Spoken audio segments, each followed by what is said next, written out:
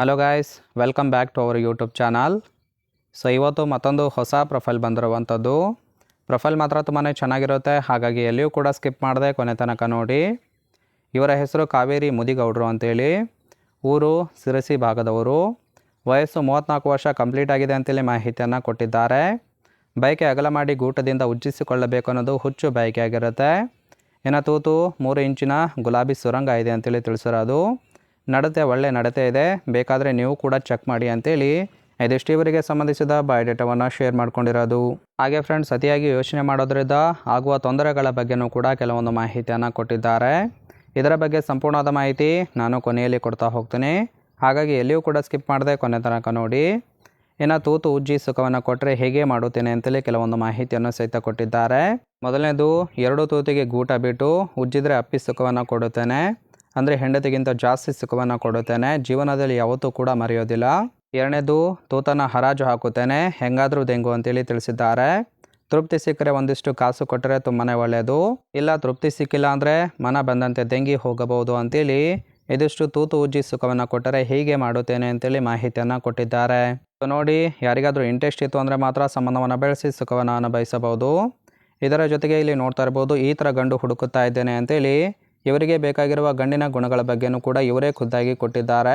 ಮೊದಲನೇದು, ಗೂಟದ ಮೇಲೆ ಕೂದಲು ಬೆಳೆದಿರಬೇಕು, ಅಂದರೆ ತುಂಬಾ ಇಷ್ಟ ಆಗುತ್ತೆ ಅಂತೇಳಿ ತಿಳಿಸಿದ್ದಾರೆ. 2ನೇದು, ಚೀಪೋದಕ್ಕೆ ಕೊಟ್ಟರೆ ತೂತು, ಇಲ್ಲ ಅಂದರೆ ಕೊಡೋದಿಲ್ಲ ಅಂತೇಳಿ ತಿಳಿಸಿದ್ದಾರೆ.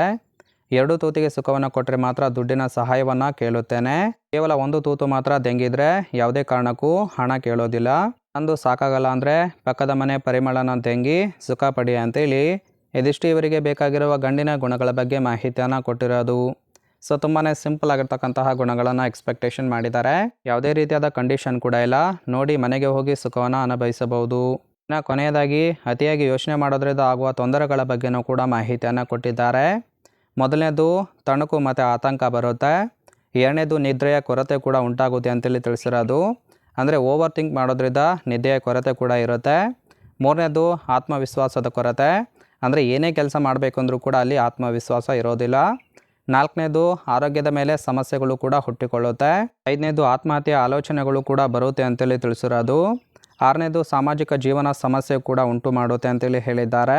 7ನೇದು, ತಪ್ಪು ನಿರ್ಧಾರಗಳನ್ನು ತೆಗೆದುಕೊಳ್ಳೋದು, ಅಂದರೆ ಓವರ್ ಥಿಂಕ್ ಮಾಡೋದ್ರಿಂದ ಜೀವನದಲ್ಲಿ ಏನೇ ಒಂದು ಪ್ಲ್ಯಾನ್ ಮಾಡಿದರೂ ಕೂಡ ಅದು ತಪ್ಪಾಗಿರುತ್ತೆ. 8ನೇದು, ಮೂಡ್ ಸ್ವಿಂಗ್ಗಳು, ಅಂದರೆ ಮೂಡು ಆಗಿಂದಾಗೆ ಚೇಂಜ್ ಆಗ್ತಾ ಇರುತ್ತೆ ಅಂತೇಳಿ ತಿಳಿಸಿರೋದು. 9ನೇದು, ತುಂಬು ವ್ಯಾಕುಲತೆ ಅಂತೇಳಿ ತಿಳಿಸಿದ್ದಾರೆ. 10ನೇದು, ಕಾರ್ಯಕ್ಷಮತೆ ಕಡಿಮೆ ಇರುತ್ತೆ ಅಂತೇಳಿ ಮಾಹಿತಿಯನ್ನು ಕೊಟ್ಟಿರೋದು. ಸೊ ಇಷ್ಟೆಲ್ಲ ಹೇಳಿದ್ದನ್ನು ಬದಿಗಿಟ್ಟು ಮನೆಗೆ ಬಂದು ಸುಖವನ್ನು ಕೊಡಿ ಅಂತೇಳಿ ಇದಿಷ್ಟು ಅತಿಯಾದ ಆಲೋಚನೆಯಿಂದಾಗುವ ತೊಂದರೆಗಳ ಬಗ್ಗೆ ಮಾಹಿತಿಯನ್ನು ಕೊಟ್ಟಿದ್ದಾರೆ. ಇಷ್ಟ ಆಗಿತ್ತು ಅಂದರೆ ದಯವಿಟ್ಟು ಒಂದು ಲೈಕ್ ಮಾಡಿ. ಹಾಗೆ ಇವರ ಜೊತೆಗೆ ಸಂಬಂಧವನ್ನು ಬೆಳೆಸೋದಕ್ಕೆ ಕಾಂಟ್ಯಾಕ್ಟ್ ಡೀಟೇಲ್ಸ್ ಬೇಕಾಗಿತ್ತು ಅಂದರೆ ನಮ್ಮ ಚಾನಲ್ಗೆ ಜಾಯಿನ್ ಮಾಡ್ಕೊಳ್ಳಿ. ಜಾಯಿನ್ ಮಾಡ್ಕೊಳ್ಳೋದ್ರಿಂದ ಮೊಬೈಲ್ ನಂಬರ್ ಸಿಗುತ್ತೆ, ಕಾಲ್ ಮಾಡಿ ನಿಮ್ಮ ನಿರ್ಧಾರವನ್ನು ನೇರವಾಗಿ ತಿಳಿಸಬಹುದು.